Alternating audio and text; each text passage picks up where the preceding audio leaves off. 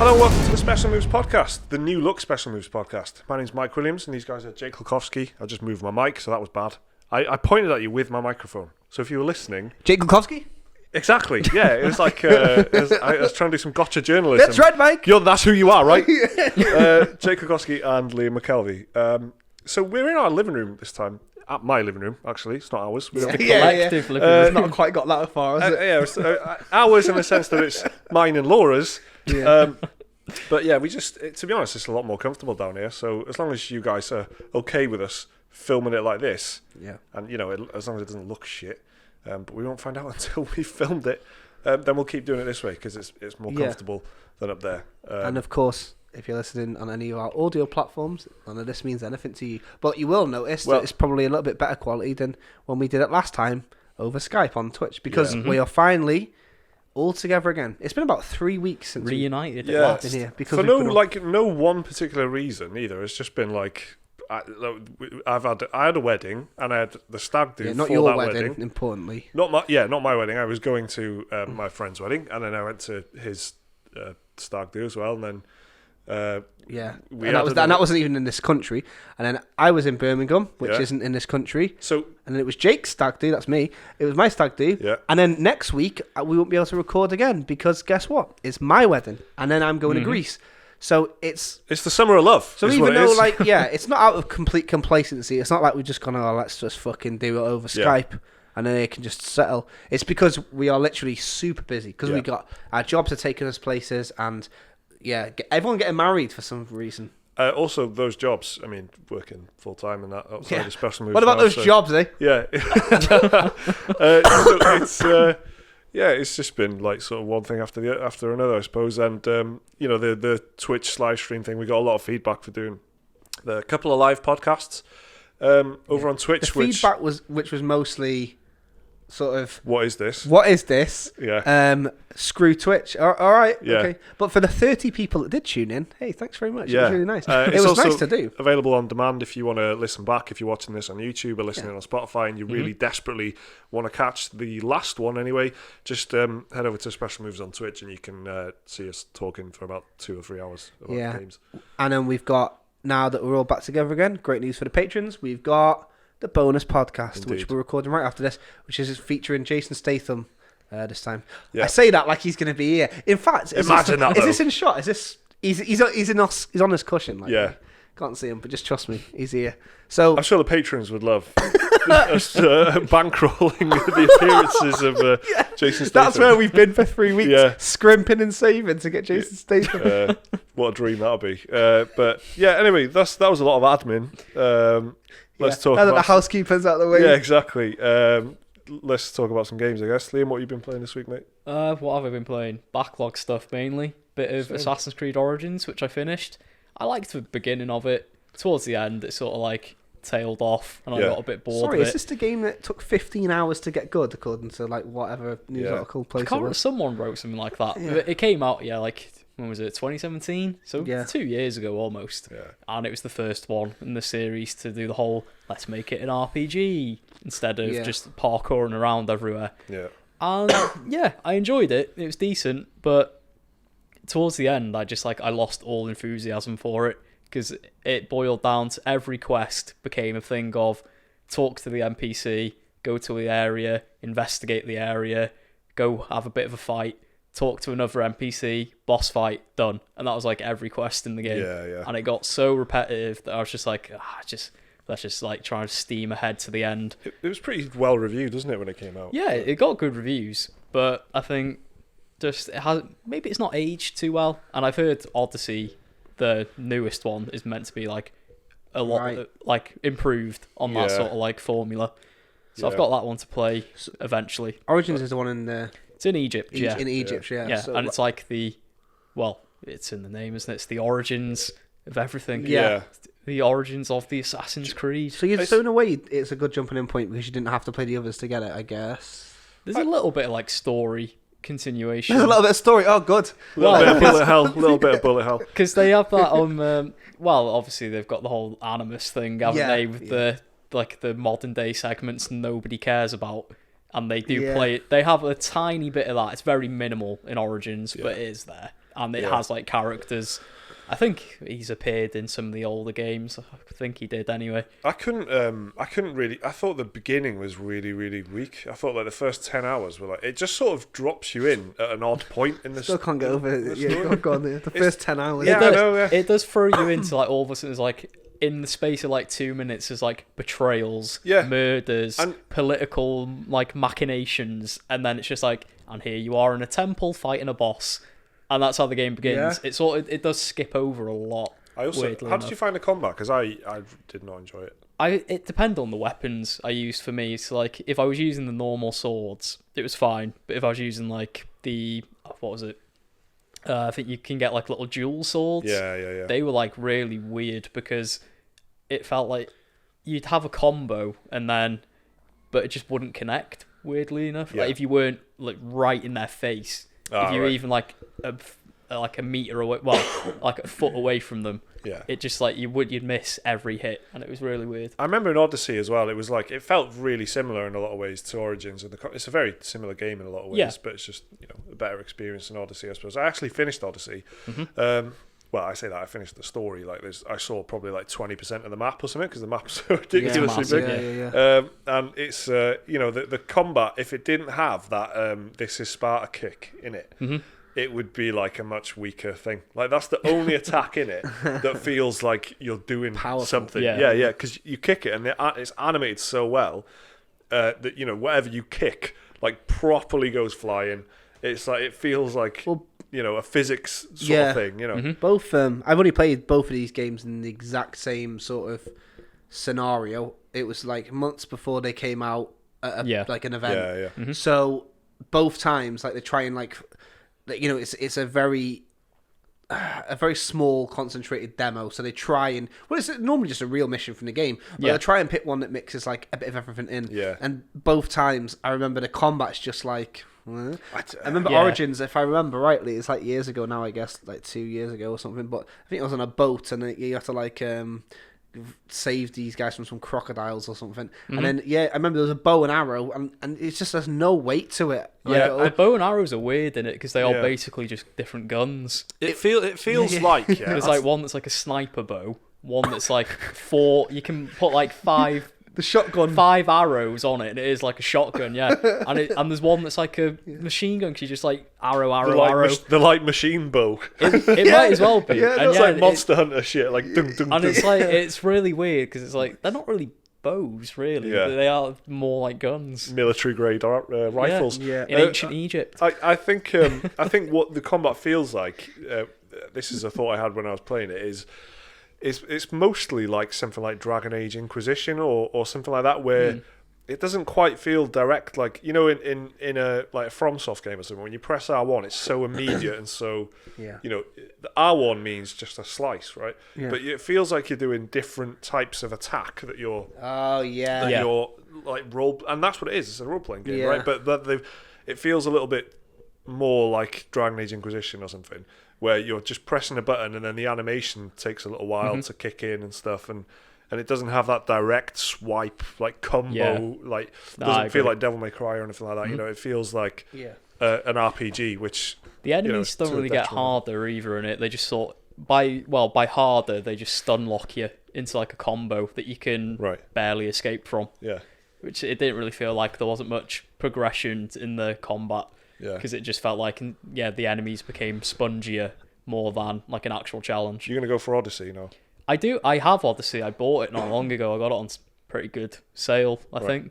Yeah, eBay was it? I don't know why that matters. Yeah. But I bought it, and so I've got that. I'll probably play it, I don't know, like months down the line, because I don't want to go straight into Odyssey after Origins, because that would be like... That's another 50 hours out of your life. Yeah, that would like burn myself out. To get through the tutorial. That new Assassin's Creed rumour, I guess we could talk. Just did I brief that in case people don't know? I think it got disproved. Did it? Yeah, they found it was like a fake screenshot type deal. Well, I saw one of the screenshots had like it's like Lara Croft was in it or something. It had like a Unity watermark in it as well, like it'd been bought off the asset store. But that seemed to make so much sense. I was quite looking forward to the prospect. What was it? So the rumour was that there'll be a new Assassin's Creed, like Origins and Odyssey kind of thing, but it'd be Norse. Yeah, it's like Vikings. And you could like form armies to like go raid towns and stuff. Oh, that sounds good. Yeah, if it happens, we don't know. It's like a month today till. Yeah, like 1 month from recording exactly is Ubisoft's E3 conference. It would be cool if they tried to do, because they were going down that route. I know there's obviously a huge amount of depth and richness to Norse history and lore and all that sort of stuff. But if they tried to go like down the like Viking raider sort of thing of being an assassin that isn't necessarily about guile and subtlety and is has a big fucking two-handed axe, a berserker or something. Just try. I don't know, just to give it a different flavor, like to because how many times have you been sneaking across rooftops and shit like that? And in Assassin's Creed, I know what that's what the game is, but they did it with Origins and that's the thing Odyssey. That's the thing about them. You feel like a soldier. Yeah, that's I mean? one thing I did appreciate about Origins. It gave you more ways to tackle your missions. Yeah. Like you didn't have to stealth it all the time. If you wanted to go in and just like massacre everyone with a big axe, you could do that if you wanted to. It makes so much sense in Norse one actually, because especially after Odyssey, where you've got loads of islands, there's a lot of naval elements to it and stuff. It makes and a lot of sense. that they like to reuse kind of not assets, but like ideas and stuff, and animations and all that sort of shit. Yeah, absolutely. Oh, cool. Next one, man. What have you been playing, Jake? I've been playing quite a lot of stuff. Like I'm doing this masterful juggling at the moment where I am like. So on the PlayStation 4, I've got Apex Legends constantly on. Yeah. Because like Ellie, my daughter, likes watching it, and I can't play the other game that I'm playing on PS4, which is The Witcher 3, around her because it's really edgy, lots of swearing and tits. A lot of boobs. There is blood. The death, she doesn't mind. Cutting someone's head off, she doesn't mind. You know what I mean? There's a lot of cunt. There's a lot of that. There's a lot of it. And by that I mean the word, but also the thing. So I guess it's just that. No, it's bad because that's what it feels like in that game. Not only are we a floor lower in our house, we're a floor lower in tone. Yeah. So no, it's just that's what it's like though, isn't it? It's a lot of like whoring in it, and so especially because I've just got to Novigrad, so it's the city and there's all that. Yeah. So I'm trying to avoid that. So then whenever you talk about that. Whenever anyone talks about that, I always think about the floating dead baby corpse. Yes. Do you know what? That's why you can't play it. Let me tell you something. Right? Just a little tangent. Which is so my other half isn't really big into games, yeah. And so I said, well, because we've been watching Game of Thrones. We'll talk about that in a bonus podcast. But the Witcher TV show's coming out, and I just wanted to just give her a feel of like one of the quests in the game or something. So I showed her the Bloody Baron quest.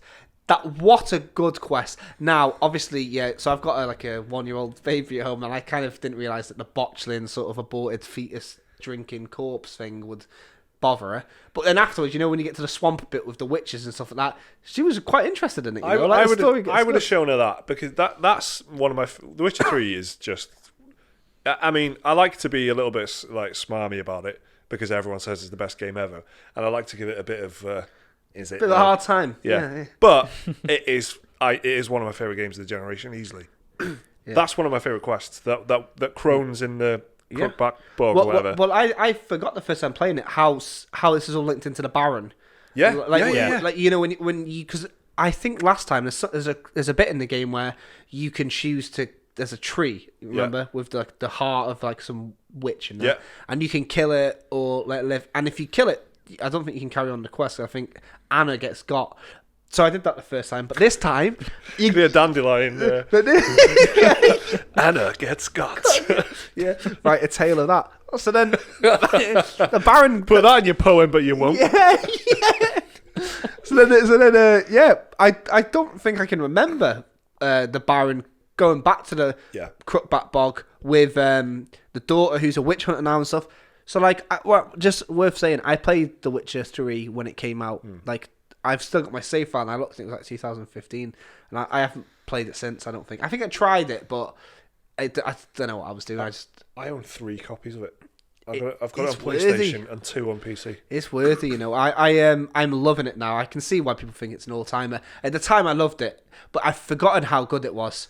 And now that I'm playing it, I'm like, this is top 10 ever. It's good. The couple of things that let it down for me are the general presentation, only because I do think it looks great. I think it's a lovely looking game, and the environmental design is some of the best environmental design in decades, right? It's just like it's all time like Yeah. fences, trees. You know That's what why I I'm was talking laughing. I was like, he's going to mention a fence and a bendy tree. It's amazing, right? It feels like a real place, and that's incredible. However, the like the general color palette and shit like that they because they showed those trailers off at E3. Yeah. That it gave you a certain idea of what it looked like, and I don't think I've ever got away from that. I always look at it and think it's a bit too colourful, it's a bit too bright. It doesn't feel bright. I don't know what vibrant. and what is meant to be like a grim. And I haven't even played. Type thing. Yeah, exactly. I've never played it, and that is one of the reasons I'm doing it. Is for Blood and Wine. Sure. And that's colourful. Yeah, I've not played any of the DLC. I've not played it since it came out. Yeah, well, it's worth a revisit. Like the little I was saying to Mike before we recorded that, like just little things like I remember when a game came out, the UI on the PlayStation was dead small, and I had to sit like a kid, like leaning right in front of the telly just to see. But now that's scalable. Little things that you can change field of view, and you can. You turn the fisheye mode off when it goes into Witcher sensors, so you can actually see. Yes, exactly. It's a lot. You can turn motion blur off and stuff, or on if you want to turn it on. There's loads of things that you can do, even on the console version now. So I'm really enjoying it. And like you're saying, there are some presentation issues, like the texture on their faces. They look like rubber gloves filled with meat. Like it's something that's quite shiny and glossy. It's just weird. And the other thing that I think sort of lets it down a little bit is. I think this is quite contentious, but it is the combat. I just don't enjoy it as much as, and I like the flipping. I like the dodging. I know exactly what I'm supposed to do. I've completed it like 2 or 3 times, and like a lot of people go into, no, you're not playing it properly and stuff. Yeah, it's just I think it's very difficult to do Witcher combat. Like what they're trying to do is difficult. Right, and I think that I always sort of struggled with the like flipping around and going from to make that having different spells and being able to do and whip them out quickly and make it feel like fluid and that. I don't know. Because every time you change, it's a radial menu and it kind of pauses. So that's one thing I'm doing this time around. By the way, I'm going like I'm putting all my points into the signs. So I think last time I went like Quen, like the shield one. Yeah. But now I've got like the telekinetic one. That's good. Is it Agni? Is that what it's called? No, Igni's a fire one. Axie and Ard I've gone. So I've gone like the Force Push and Jedi Mind Trick, basically. And then I've got, Igni, I've like leveled it up so you can like do like a proper like flamethrower out your hands. Good. So I'm enjoying it. The other game that I've been playing on the Switch a lot is Final Fantasy 7, Nice. And it's my favourite game. I like how we're just all playing massive RPGs. As soon as there's a slight dip in video game releases, everyone's diving into the 90-hour. I downloaded 2 weeks ago. I started Final Fantasy 10 HD on Steam. Nice. But I played it for like a few hours and I haven't been back to it. I might go back to that, That's for the fifth call. time or however many times I've played Final Fantasy 10. I've been fancying going back to that so much. I really want to get it on the Switch, but I'm not fucking paying £45 bastard pounds. It is a bit overpriced. I got it for a tenner last Christmas. I got it for a tenner on a Steam sale. Yeah, it's unreal how. But Final Fantasy 7 is interesting because it's like my favourite game ever, and I haven't played it in ages. Like we're talking like a decade, like that long, maybe more, and they're remaking it. So I thought I'm gonna hop in and get it on the Switch for travelling, and oh my god, I'm loving it. It's aged well. Like I've heard people say it doesn't age very well, and I was like, yeah. And I'm still shocked that people say that Final Fantasy 7 isn't the best one, because it was the first one I played. So the idea of it is insane. So I played it now, and everything's how I remember it. It's shorter than I remember, though. Yeah. Okay. I'm 5 hours in. Are you using any of the like the speeder? Yeah. I'm using this, but when you use the speed up, it's still adjusting my time, isn't it? If you know what I mean. Yeah, it literally just speeds the entire game up. Yeah, so it included my save time. Do you see what I mean? So even then, it's only took me 5 hours to get to like Junyon, and I'm over leveled. And as a kid, I remember it taking me weeks to get to like out of Midgard. It took me like 2 weeks. I think I got out of Midgard in about 3 hours, and then I spent 2 hours. But I think that is like when you're a kid, you not only are you learning the systems and stuff of how these games are, but then we sort of grew up with 3D games, learning their footing and stuff, and then so you sort of you were getting used to the idea of like poking around everywhere and especially me, like I'd go and if I walk into an area, I'd like want to see everything to make sure I'd picked everything up, and I wouldn't leave somewhere unless I had absolutely 100% sure I'd seen and done everything. before moving on. And being in the 3D world, I think, makes you want to do that, because you can see, I'll just go over there, or I'll go over there. Yeah. So you can see, like in Final Fantasy, you can see like these amazing, like, you know, especially in like the towns and villages and stuff that you go in like Final Fantasy 9 and stuff, where, you know, there's just different areas, little corridors and stuff that you just want to go and poke around. To see everything must have a point, right? Yeah, exactly. Why would they put it there? It's not like one hill in the giant map of Velen in The Witcher. Yeah, like because it's instances, isn't it? So everywhere must have a point, and but still, I'm running through it. I'm like doing well. I've come at it with an adult mind, so like, you know what I mean? I'm going in using the right magic and stuff like that. Do you know what I mean? You know, I'm in my late 20s now, so I'm taking it seriously. Yeah, exactly, yeah. I've come a long way, all right? And it's just, a lot of it's common sense, like, using the sense material to see what people are weak to is easy, and that makes bosses easier. Didn't do that as a kid. So, like, there's a lot of cool stuff that I'm loving it. So, Final Fantasy 7 is quite a topical thing. Well, before we talk about that, I've been playing a little bit of Divinity Original Sin 2 again, to top off the trifecta of massive RPGs that everyone's playing. I've been playing Divinity Original Sin 2 on the PS4 for a couple of weeks now. So I'm about like I looked at my time thing when I saved it this morning, actually. I've been playing about 18 hours. I'm still not off the island. Oh really? Yeah, I've used all the party members. I've completely like fought Joy. I've completely, like, all the Magisters are dead at this point. Like, I've done everything. Yeah. I've, like, picked it through. Like, I've not missed a single thing. Like I was saying earlier, you know, I don't want to leave, like, anything behind, sort of thing. I'm, like, level 7, level 8 or something like that. So I feel like I'm a little bit ahead of the thing on leveling. I'm very, very happy with my party. That's the thing with Divinity Original Sin 2. Whenever I play it, it's very, like, it's very interesting, because you think about it a lot when you're not playing it, like, composing the right, like, party of having that, you know, and you want to try. I always want to try something. I don't want to just be safe every time, so I want to try and do like new stuff every time. So this time I've used all characters that, like, I wouldn't normally go for. So I try to use Beast, but he's just boring, so fuck him off. But I've got Irfan, which I've not used. Who I've not used before. Thane, who I used a little bit, but I can't remember what happened there. But so I don't know, and a lot of people say his story is like the best one, because if you get some extra something big happens, which I've not seen. So I want to play with Thane, and also Sibyl the elf, who I've literally never once used. So the most hated character in Rivellon. Everyone seems to want to kill her. She's wicked. You know, all the NPCs fucking hate her. She's an absolute arsehole. But I've got in terms of like characters, there's like a nice like Guardians of the Galaxy sort of vibe with the thing now, because they're all knobs in different ways, but they'll fundamentally, like, when it's a little animal that needs help or something, they're like, you know, you better help it out, like, sort of thing. But they all like try and pretend that they're knobheads. Apart from Thane, actually, who is a maniac. It's a lot of fun, man. I've not left the island. I've played it for 18 hours. I'm pretty sure I've picked up every item you can pick sounds up. About right. I've got all the tongs. I've got all the repair hammers. It's just amazing. It's absolutely amazing. Definitely like top 3 of the generation for me. Divinity Original Sin 2. Yeah. Nice. I can't. The other. If I had to pick 3, I'd go Bloodborne, Divinity, and I think I might. I know we've just talked about it, and that's probably why. But I think I might put The Witcher in there. That's so sensible, though. That's my 3. But it's a surprise for me. But to me, when I really think about it, it can't be another way. When you remind yourself about how good The Witcher is, especially by playing it, you're like, it can't be anything else. I don't know what my top 3 would be. God of War would probably be one of them. About to say that would be my top 3. I loved that. The thing about God of War that others have got that God of War doesn't is like, I don't think I could replay God of War 4 times. Witcher 3, I could keep going. Divinity, I have played.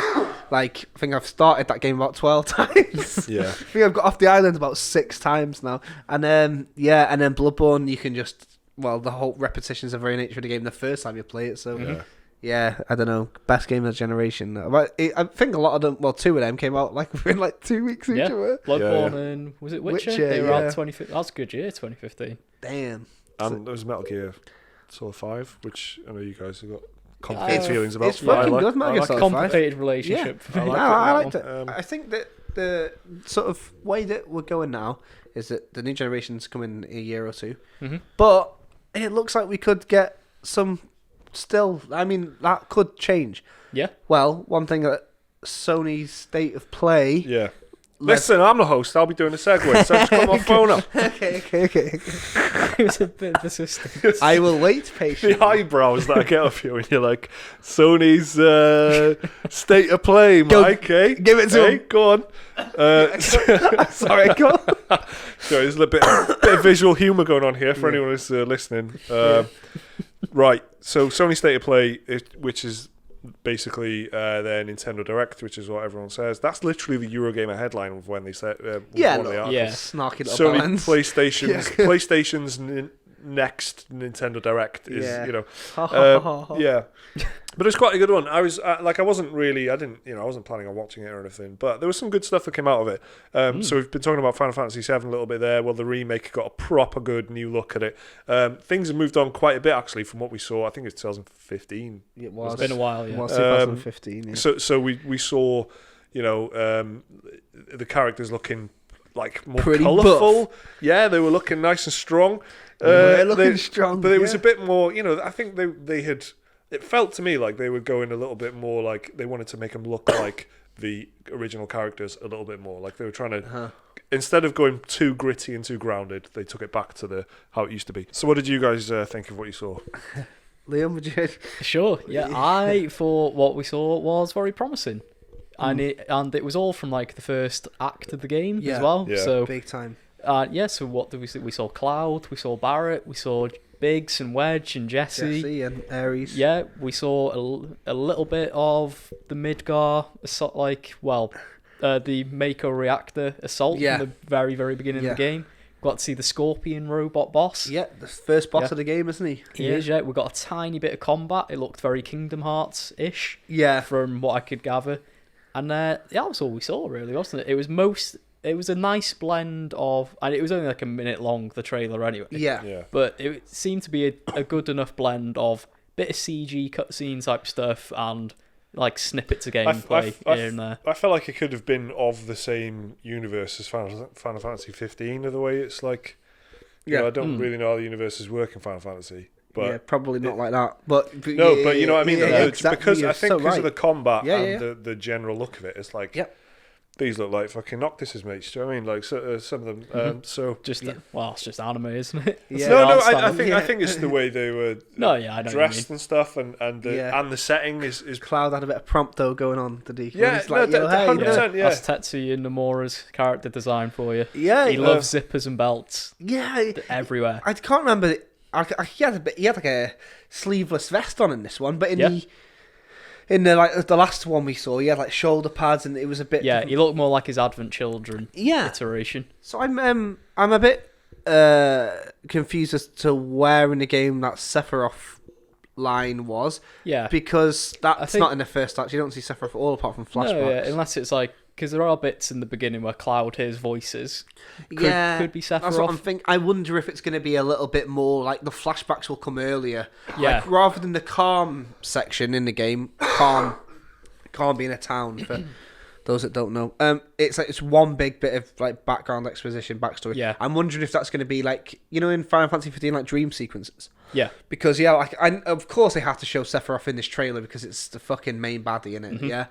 But I don't know, everything else. Is he the main baddie? Huh?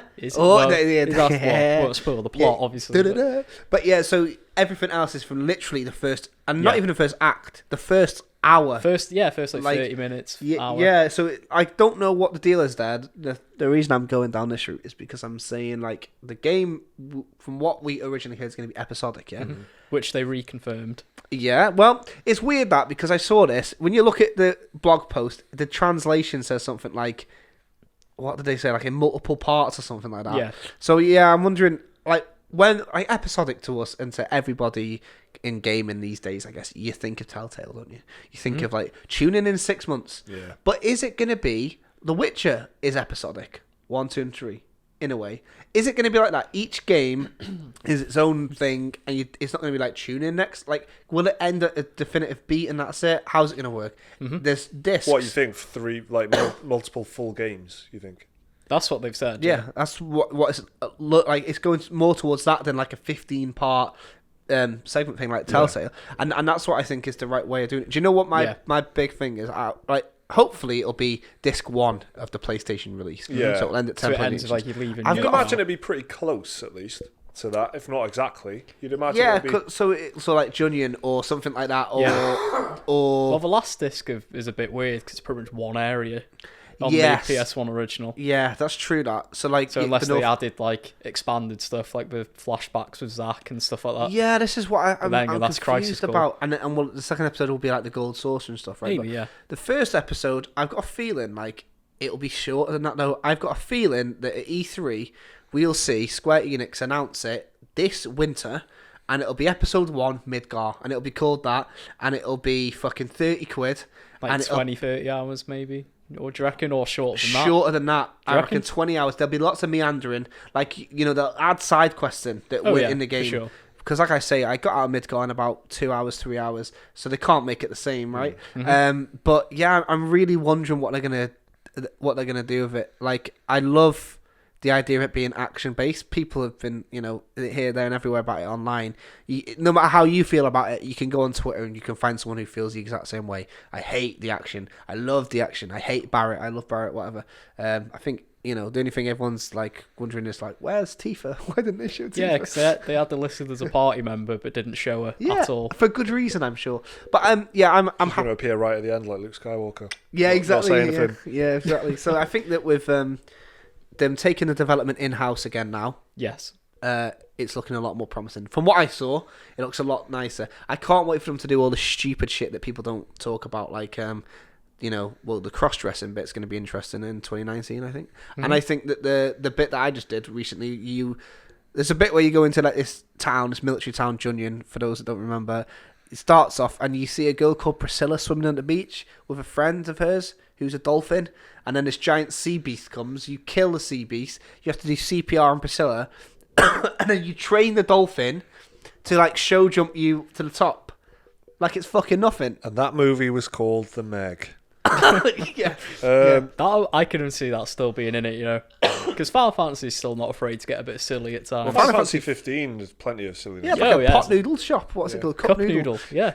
Whoa! You take selfies every minute in that game. Oh, that was the worst thing about it. Hey guys, can we take a photo? Fuck off. No. No. Oh, you're just looking through the photo album, you and the boys. Yeah. It was great. Memories. Yeah. In the background. I just downloaded Final Fantasy 15 again, the Royal Edition, and you can take your own photos. It's big now. RPG. Big RPG I played season. the PC version. Finally finished it not long ago. Like, what was it, like a month ago? I think I finished it. Oh, man, no, it's Did all the DLC in that. Yeah. 8K 400 frames a second. Yeah, that one. That PC version. Christ, had all the... it hurts benchmark. PCs that game. I'm feeling very good about this Final Fantasy. I feel like Good. I'm very optimistic. Yeah, I'm but happy. Then again, I'm like a Square Enix hostage. They can do anything, and I'll still love them. You could have gone fan. You went hostage. Yeah. Well, because like a lot of people like, Square, they're a shadow of themselves, and they still put like shit out. And I'm still like, I like you, Square. Yeah, exactly.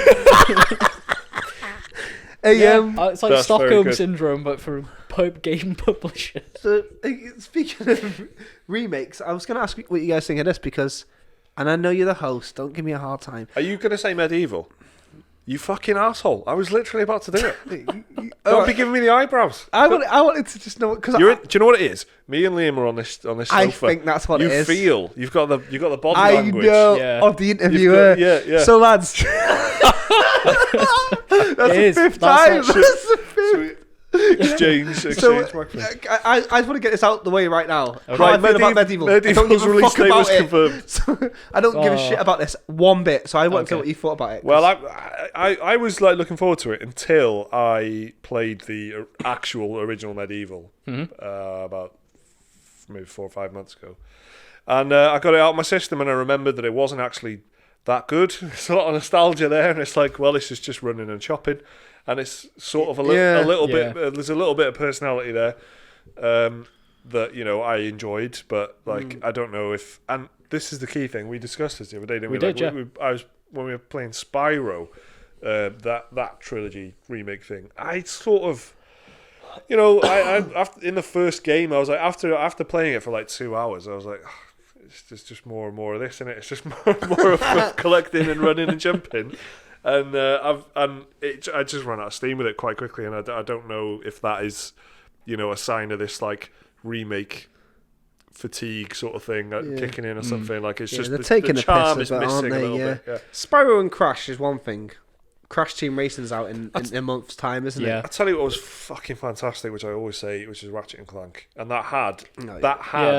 I think the gameplay's aged a lot better though with Ratchet and Yeah, Clank. absolutely, because they were like way ahead of the time. Yeah. Yep. And they had you had a sense of progression in unlocking weapons and stuff, and you could improve what you could do, and there was a load of like you're not in Spyro, especially the first Spyro. You've got like charge and breathe fire and jump, barrel and, roll. I think is. You've not got a huge amount. In Ratchet and Clank, there's like God knows how many weapons, and each of those weapons are completely different. Like they do very different things.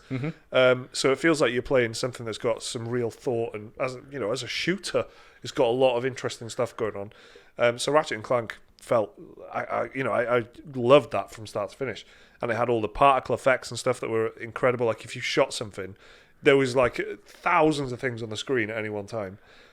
So it actually is one of the best looking games of the generation in my book, because when you it definitely is. When you see it in action and stuff, it's just incredible. I haven't played it. I played the original Ratchet and Clank. You should. I never owned it. It's so cheap as well. It was, I'm just thinking about I remember like how ace it was when you unlocked a new gun on that. It was like in a Zelda kind of thing when you were like, a new gadget. It was Zircon. constant, wasn't it? Yeah, There's some great ones in this one. There's the pixelizer one, which just like turns them into pixelated versions of the enemies. Like all the enemies, you just shoot them and it turns them into pixel monsters. You know what? I might get this. Because I know it's mega cheap now. Did they give it away on PS Plus, or did I imagine that? I'm not sure. I don't think they did. I don't think they did. No. Or did they give away the same time as Bloodborne? Oh, you know what? Maybe they did. Yeah. Yeah, they gave away Infamous. I remember that. It was. I feel like Ratchet it was Ratchet and It Clank. was Ratchet and Clank and Bloodborne. It was, because I remember like Mike's going to be happy. But I already owned and enjoyed both. But it was that was a little. I get a lot of that like bittersweet PlayStation Pluses. I'm like, happy for other people. Yeah. But it was honestly, it's good Ratchet and Clank. It's really good. I think MediEvil is a bit of an odd choice if you. Because that's not. Like I've got a lot of far-fetched. nostalgia for MediEvil. I have very fond memories of playing it, like the original and the sequel. But I might get this one if it's like a reduced price. 27. Yeah, if It's like got to be less than 30 in it. if it's like a reduced price one, like Crash, Spyro, and Ratchet and Clank, I might pick it up. There's also some other very exciting news for Jake. Predator Hunting Grounds was announced. My PS4. dad will want this game. Yeah. My dad's a massive fan of Predator. Yeah, that looks like Evolve. That kind It's of thing. Or made Dead by by Daylight. the Friday the 13th people. Okay. So close to Dead by Daylight. Yeah. Exactly, yeah. Except with Predator and some Marines. Dead by Daylight still getting played. It's a big one on Twitch. Weirdly, like they gave that away on PlayStation Plus as well. An asymmetric. That's it. Thing is always. I think that always will have an appeal. I think as long as the rules are decent and it feels good to play, it doesn't matter what it is. Yeah. I think because the setup is interesting, and I think it still is interesting. I think the difference between like Dead by Daylight and a lot of the other ones is Friday the 13th, who you're playing, Jason Voorhees. Yeah. There's like 4 different versions of him, but it's still that. Same with Predator. You're going to be playing as like the Predator. There'll probably be like different versions of him, but Dead by Daylight, it's like you can be like a witch that spits bile. Amount of the variety is mad compared to the others. I think Michael Myers is in Dead by Daylight as well. Yeah, they got like quite a lot of famous horror icons. Yeah, they have. That's the thing. So that the saw pig head thing. So Jigsaw's in it. I think that this is like it's got good potential. I think, and I think that if it goes off straight away, it'll do well. Yeah, the launch will be important, I guess. Yeah, it's one of them ones that Twitch will make or break it, I think. Live streaming sort of stuff. A couple of other things. River Bond. I like the look of this. That was the voxely dungeon crawler. Yeah, looked quite nice. That Voxel is co-op, I think, was a thing. Yeah, for 4-player co-op. Yeah. Looked a bit magica as well. It did. The particle effects going off everywhere. There's one on the Switch that keeps going on sale that I keep looking at called 9 Parchments or something, and I've just not heard anything about it, but it looks like it could be pretty fun, but I've never gone for it. Monster Hunter World Iceborne. Oh man, this is going to be massive. That's going to be huge. Did you know that Monster Hunter World is Capcom's best-selling game ever? Ever? Yeah. It's crazy. Yeah, I think it was quite a big... Yeah, me too. So in a way, I'm only half surprised, but it's good to see the confirmation of it. Like, 'cause, I mean, Capcom have been smashing it. So because Capcom have been smashing it, that it makes me think guys, if you're asking for 30 quid for an expansion for Monster Hunter, it's gonna have to bang. Because if it doesn't, you're fucked again, Capcom. No, but it will. It'll go off. Have you seen what it looks like? Have you seen the dinosaur cross moose thing? Yeah, that's amazing. Fucking ace. I might get this show. This might get me back into Monster Hunter. Oh, that's such a good username. The dinosaur cross. That's my new PSN name. Dynamoose. So I think this is adding basically G rank, if anyone knows what. If it's not called Dynamoose, I'm not playing it. Can I just say this out loud as well? The new region is called Hoarfrost. I know, good, that, isn't it? Yeah, it looks ace. I love a bit of snow in a game. Like that is something. I'm looking forward to that. I'm going to read a couple of emails out as well. Yeah, and Tigrex got teased at the end. That screech at the end. So that's Tigrex got it, guys. All right, we're done with Ice. It's no Dynamoose though, is it? Yeah. A couple of emails then. We had some nice emails this week actually. So if you want to send an email in for us to have a read and discuss on the podcast, whether it's an opinion, an experience you've had with gaming, a question, as long as it's a fucking good question, email it to dearspecialmoves@gmail.com. Any part of the gaming industry that we're not talking about. Tell us where you're from as well, isn't it? Yeah, that's a very important aspect, very key ingredient in this. So this one is from Just Go Dark Elf near Glasgow, Scotland. Don't want to give their proper name. Dear Special Moves, I've watched your content from way back in the early Pretty Good Gaming days. Had a dark spot for a few months where I lost you until the neon pink, brackets awesome by the way, thank you, lit up my screen and I had a lovely catch up. Oh. Don't want to miss out again, so I've subbed and just Patreoned, more catching up. And I've even ventured into unknown territory over on Twitch. I like the Twitch setup, fine. That's the feedback for Twitch. Thank you. But I also wanted to say how great the comment section on all of your videos are. As a female gamer, therefore in the minority, I tend to keep to myself and don't take part. However, the community around your channel is lovely, and comments are always toxic-free and enjoyable to read. Yeah. That's rare on YouTube, it seems. So really, just hello, love the content, thanks for using your free time to create it, and maybe see you in the comments sometime. Yes. Thanks. Just go Dark Elf. That's a really nice comment. That's an amazing email. That's one of my favourite emails that we've actually had. That's good. Because it's not just love the channel, we love the people. I love the people who's watching. Yeah, people are massive bellends, right? And on the internet, it's like a magnet for bellends. And I said this on the Twitch one. So if you're one, it's very empowering for bellends, I think, isn't it? It is empowering for bellends. Yeah, exactly. So it's why I love it in a way. Yeah. But like I said this on the Twitch thing, but because now my job day to day is like I spend time on looking at streamers and looking at people on YouTube. You can't ignore the comment section, and it's nearly always and it's like we really that's one of the best things. I'd rather our channel be this size and growing really slowly and making sure that everyone who comes through the gate is like a decent human being. Like if we did one viral video about like Randy Pitchford is battering people in the Marriott Hotel, and then everyone was like, Randy's a cook, Randy's a cook. Jake just said that as a moment of parody, and he did not express that as an actual opinion. This is what I mean. So Randy Pitchford, he may or may not have. But like if we did that easy enough, if we just read that headline out, and all the comments was like, Randy's a cook and Epic can fucking suck my dick, then they'd stay. And I don't like that. Like Epic. What I love about the way you say cuck is you could be saying cock. And it works either way. Isn't it? It's like a two-sided. I think the most negative I've ever seen our comment section. The last video that we did was about Hades, which is a game I really like. And this isn't even negative. People who would literally like, I know, even speaking to like my mates, you know what I mean, not even like people on YouTube. People just don't care about Epic at all. Like I mean, they do. They really care. They care enough to not buy anything on Epic. And there's people that just don't want to know. Yeah. They're like, Hades, it's on Epic Games, so they're not buying it. People really don't like it. But that's not negative about us or whatever, or like other people. You know what I mean? It's not like that. It's just literally like, they don't like it. That's the most negative our comment section's ever been. Yeah. It's good, I think the most negative comment we've ever had actually happened the last week when someone said, shove Twitch up your ass. So that was a real comment that we very, had. Very welcome. And we had an important meeting about that. We were all very sad when we read that. We thought, this is a heavy comment. We do, but that's as bad as it gets, I suppose. But thank you for sending that email in. I don't think you're in the minority as a female gamer, but I think is probably a lot of what you've done right there, and it just not piping up because you don't know what you're going to be met with. So I think it's very nice that you've felt able to send us an email and think that the community's welcoming enough and all that sort of thing. Well done, Collective, for not being a bunch of dickheads. Yeah. Let's keep it that way, all right? Well done, that's one thing I'm worried about, to be honest. It's like is if we do, like, because we are producing content, and then if one of them, I think the biggest we've done, apart from the welcome video, has been like 8,000 or something like that views. Mm-hmm. It was our 7 indie games to look out for video recently.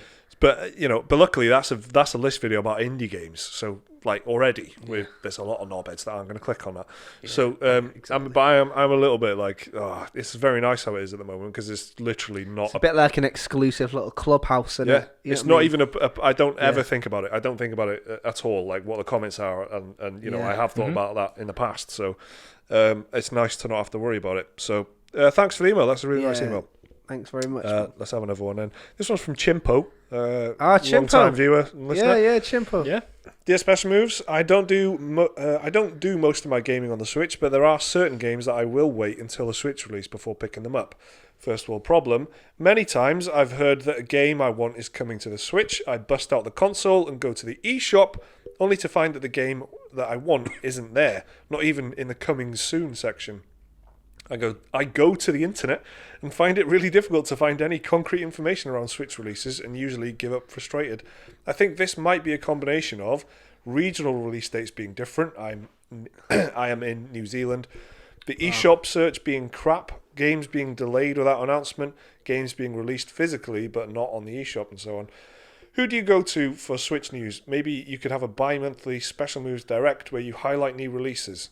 The good ones. Regards, Chimpo.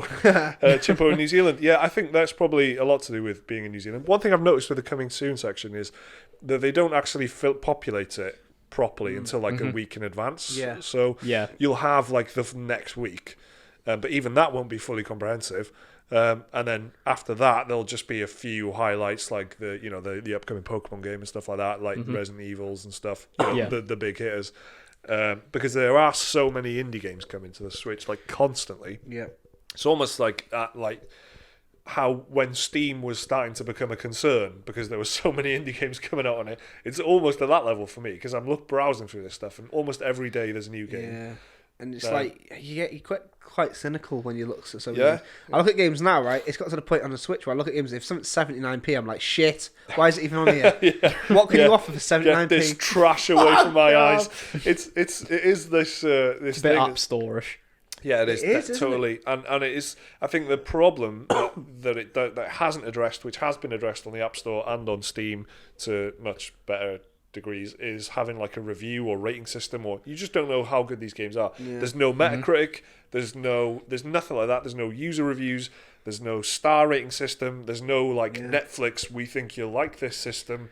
There's nothing. It's just a game. It has to be supplemented with some research. One thing I've noticed as well is it's even difficult to pin down who's actually made the game. There'll be a copyright in the bottom, and that's it. Like there is no under the details. It's all technical details like the download size and stuff. Yeah. It doesn't say who's made it and who's published it and stuff like that, which is important information, especially if you like indie games, you like to know who's making the stuff that and you'll tend to go back to a studio because you like their previous stuff. Yeah, for sure. So it is definitely lacking. I think if you it's better to just find a channel, a YouTube channel or something, and then just keep an eye on them. Get indie gaming. Get indie gaming's good. He's the boy actually, but he does PC as well. And let me tell you, the one thing about indie gaming is that not the channel, I mean indie games, is they always start on PC. They always come to the Switch, and it's normally delayed. Two that I watch, I think they're both British actually. Switch Up, definitely my favourite, and Switch Watch. I said that then. Sorry, Switch Watch, you're great as well. But those channels are really good, and the good thing about those channels are every single thing that is on there is a review. So there's no rants, no opinions, no long plays. Everything's just a short succinct review, and everything is on the Switch. So if you see something on the channel that you go, I fancy that, you know it's going to be on the Switch. And that's the beauty of there being a channel that just deals with the Switch. So, like, you know, there are great indie channels and stuff around, but yeah, I fall into the same trap as Chimpo, where I go, oh, it's coming out on Switch soon. Yeah. But that soon could be like literally 6 months. Absolutely. Like, so yeah, I don't know. Check out Switch Up. I think that they're really fucking like dedicated. I think they put out like fucking 5 videos a week, and they're doing like, you know, how we go through the new releases all the time. We're always going through Switch games. Yeah. Nearly every game that we mentioned, they've covered it. It's mad. Do you want to talk a little bit quickly? Thanks for those emails, by the way, guys. They were really good. dearspecialmoves@gmail.com. Anyone else, if you've got anything like that you want to send us, if it's a bit of feedback, topics, like I said earlier, just send us in an email and we'll have a read. We read them all anyway, even if they don't get read out on the podcast. It's can only really fit a couple in. But they are a valuable part of the podcast, so do send us in an email. Do you want to talk quickly about Bethesda before we do the new releases, or not? It's up to you. I'll leave this one up to you. Okay, yeah, thanks. As sub-host. Thanks, Mike. Do you want to... yeah, all right. I just like thought... the talk show sidekick. yeah. No one ever likes them, though. John Oliver's like fucking... He was a talk show He built his sidekick. career off it, being a correspondent on the Daily Show. Show. I know, look at... He's got his own show. Bethesda's latest Elder Scrolls adventure. Is that a threat? no, I didn't mean that. I meant, look where he ended up. He didn't stay one for long, so it's just, I don't know. Actually, yeah, it does sound like, no, I'm quite happy here. I like the sofa. I think we should... This is, the whole sofa thing is just a continual quest to keep Jake comfortable. By the way, one thing, that I don't think we've addressed, and again, for the audio listeners, this doesn't mean anything. Look at this lamp. It's, right, that honestly, I'm buzzing that I'm close to it. It's well good. Yeah, it looks a salt lamp. It's made out of salt as well. Yeah. Also, we've got a big fucking Doom Slate thing in the back that was sent to us. Yeah, look at this. This was given to us. Yeah, which is so awesome. And these Lamp, coasters. can I say, express? Some lovely coasters. The lamp is made out of salt. It looks like it's made out of plastic. We're back on a lamp, are we? Sorry. Yeah, and also tell you something about these. Like see this stone? Yeah, this is true. Yeah. Older than dinosaurs. You'd be so good on a shopping channel. Older than dinosaurs. Real salt, guys. Real salt. Look at the colour of it. If you want one of these. Sea salt, rock salt, lamp salt. $79.99. We're giving it away at that price. There's only 4,000 left. Yeah. Salt of the earth. The salt of your living room, more like. Look at this. Right, okay. So, Bethesda.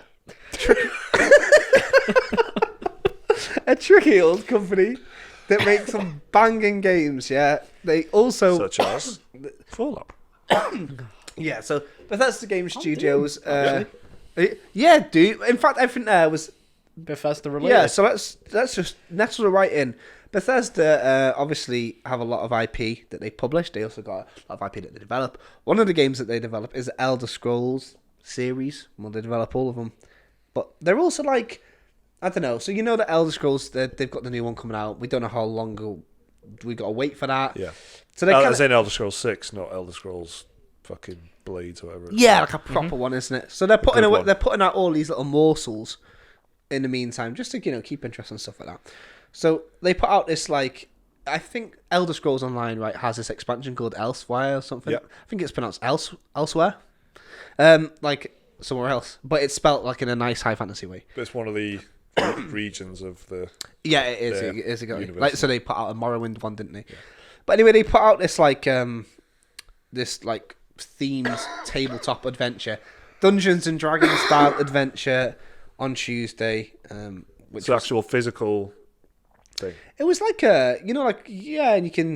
could download the version of it and just take your Dungeons and Dragons party through it. Yeah, you can take your Dungeons and Dragons party through it, but if you do have a very dedicated Dungeons and Dragons party, then you might realise that the whole thing was plagiarised heavily from a 2016. That was good, that wasn't it? Yeah. Wizards of the Coast published Dungeons and Dragons adventure. So here's our reporter to tell you. I just want to. It's just a bit of a weird one. This. So I always worry about this. It's I can't remember which one of you guys said this to me, but basically they've outsourced this and they're really paying the cost because Bethesda suffered. Bethesda's name is getting dragged through the mud, and it wasn't really them. They outsourced it to somebody to write this, basically this role play thing. I'm just going to read a couple of sentences, and you can compare. Right, this is from the Dungeons and Dragons story, The Black Road. There's nothing like the desert to make people feel small and insignificant. That's the first line. The first line of this Elsewhere one is, nothing beats the desert to make people feel small and unimportant. Oh, come on. Yeah. I'll read the next one. The next line, direct. In every direction, huge dunes roll across the landscape and an even bigger sky looms above. And then the Elder Scrolls version. In every direction, enormous dunes roll across the landscape and an even larger empty air skies above it. Empty air skies above it. There's a lot of stuff like that. Like, the Oasis of Verthil is a motley collection of sun-bleached tents. And then in this one, the Oasis on the border between Cyrodiil and Elsewhere is a colourful collection of sun-drenched tents. Did they have someone on work experience who did this for them? It continues word for word almost, right? And it's bad. That's shocking. So the similarities extend to the gameplay and scenario as well. So like, there's 4 wagons pulled by 2 camels in the Dungeons and Dragons one, or there's 4 carts pulled by 2 horses. 1 cart's got food in it. 1 cart's got food. You know, it's literally the same thing. There's so many similarities. Even by reading that, you can't deny it. That's shocking. It's identical. So Bethesda spokesperson spoke to Ars Technica, who the company that, the website that put the eyes on this, and they kind of dug it up. Well, I say dug it up because Bethesda have now said, we're digging deeper in to figure out what happened, but in the meantime, we've pulled the adventure based on what's been brought to light. Wizards of the Coast haven't even responded. But, the person who... Because I imagine their responses. Typical. So the person... it was... Bethesda Netherlands have done it, and Paige Lightman, who was the designer and author of that original Dungeons and Dragons adventure, made a massive Facebook post. Is that how we got unearthed, or is she just reacting? I'm assuming she's discovered it first, and Ars Technica have kind of brought this to public because it's a private post on Facebook. But I'll just read the title of the post if you want. How they plagiarised our adventure, an annotated PowerPoint presentation. And it highlighted loads of examples and stuff like that. And then she's tagged Elder Scrolls in and saying, let your legal team know and shit like that. So it's hard to prove copyright infringement in the video game world. There's orcs everywhere. There's goblins everywhere. But when it comes to something like this with the written word, and it's that similar, then it's looking a little bit tricky.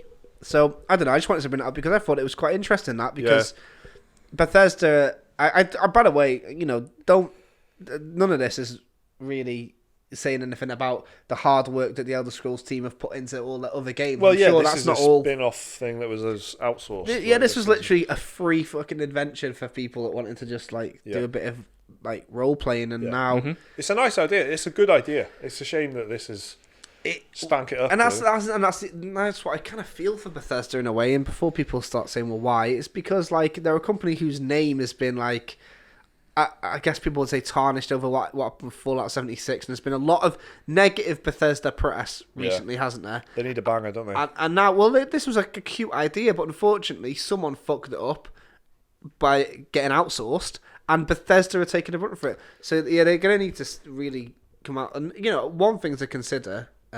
This isn't an eyebrow moment, by the way. It's just genuinely the way the conversation's going, right?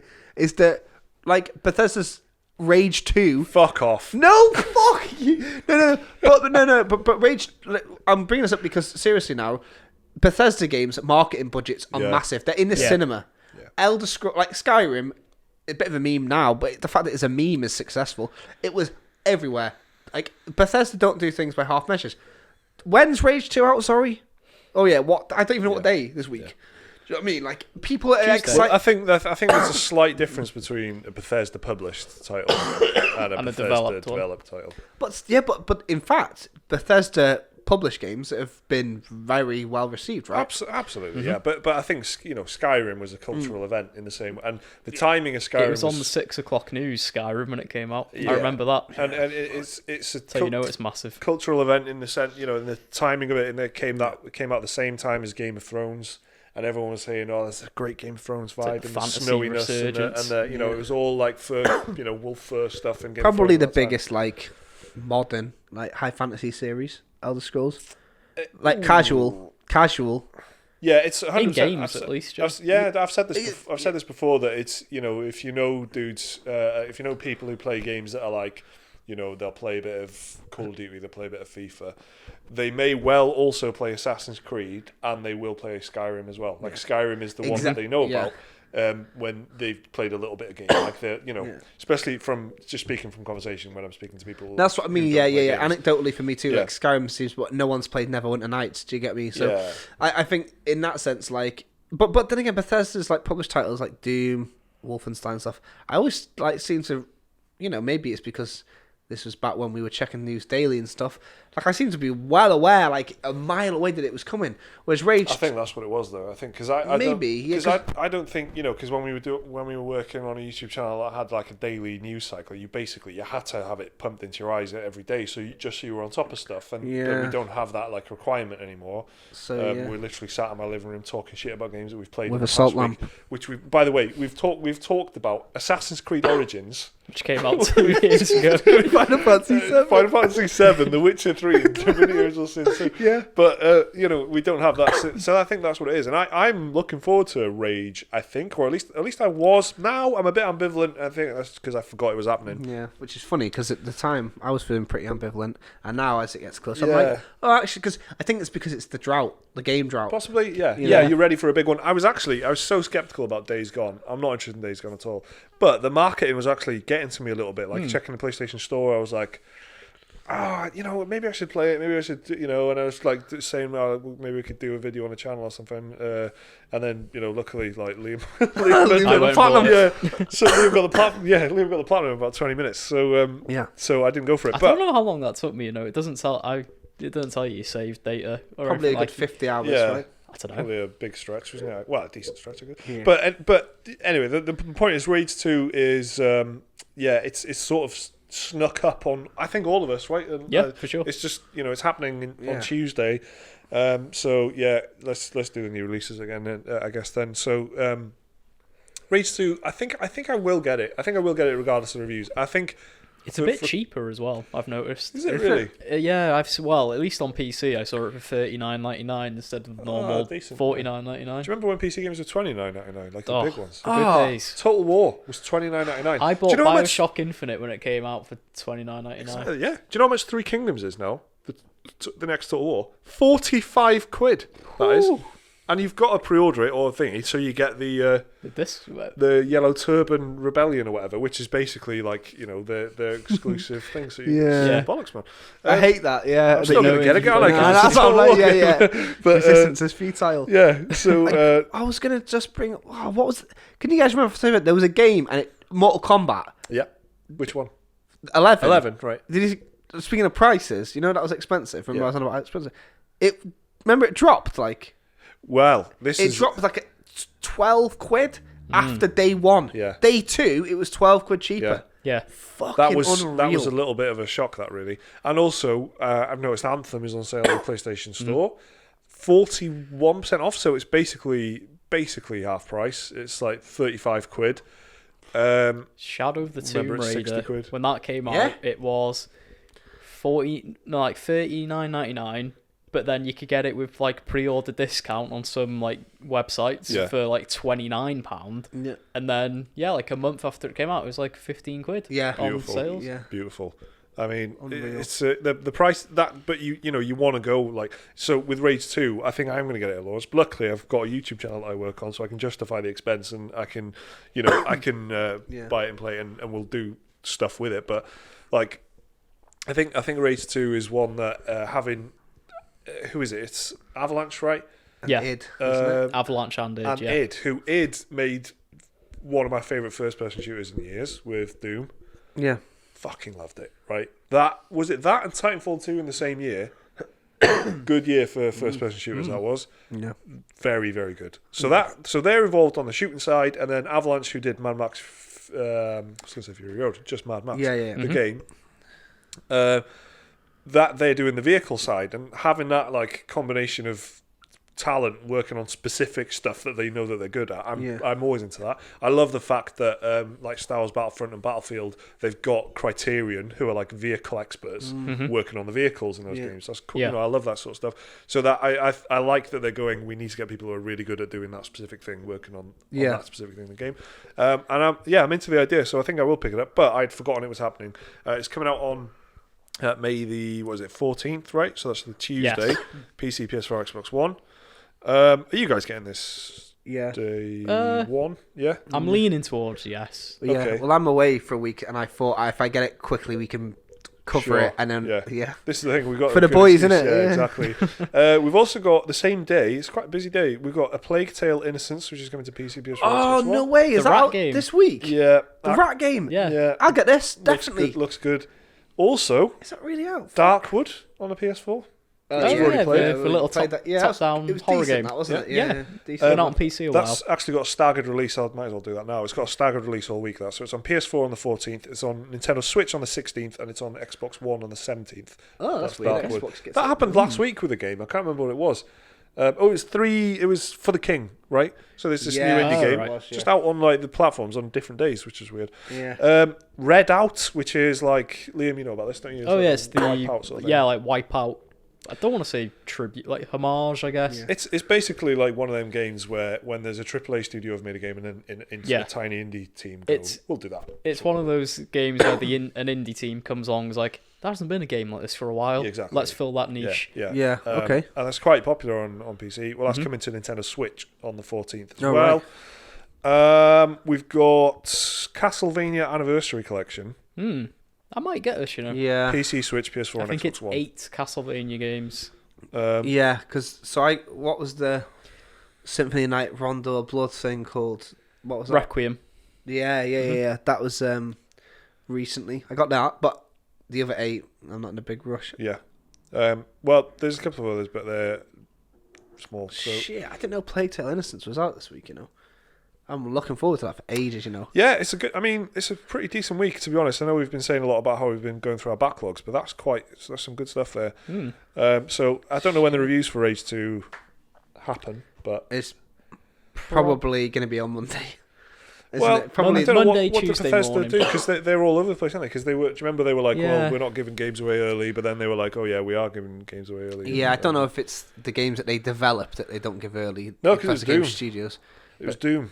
That was the first game where they didn't give it. That was when they stopped doing it. Yeah, that I don't know. To But be then fair. then what was it? Evil Within 2 was after that, and Yeah. they gave that to people Yeah. early. Yeah. So yeah, who knows? But Rage, I think I'm going to be picking it up. So there may well be a Rage video on the channel later in the week, just in time for not launch. Yeah, you guys got any closing remarks? Any closing statements? I'm It's just the excited ending about. monologue. I'm excited about Plague Tale. Look into salt lamps, innit? Okay. So like, Thank you, Jake. Liam, you got any closing remarks? Probably dive into the backlog a bit more. Probably pick up Rage 2. That's all I have You for heard it this here week. first, folks. I think our next And see in-person Detective podcast. Pikachu. Oh There you yeah. More on that later. Yeah, we are going to be recording a bonus podcast. We'll Yeah. have a little coffee now, I think, and then we'll record a bonus podcast for the patrons. If you want to join us on Patreon, Yeah. for $1 a month, everyone who supports us on Patreon, we release the bonus pod too, because it's a very straightforward way for us to say thank you very much for supporting us. Yes. And we really enjoy doing the bonus podcast, actually. The regular podcast, there's going to be like probably 2 weeks without it because I'm away for 2 weeks. But he is getting married. Yeah, going so on that's quite just good, get off me about it, innit? Just like, look, you know what I mean? We're going to try and record loads of videos this week. Well, not loads, but loads for us.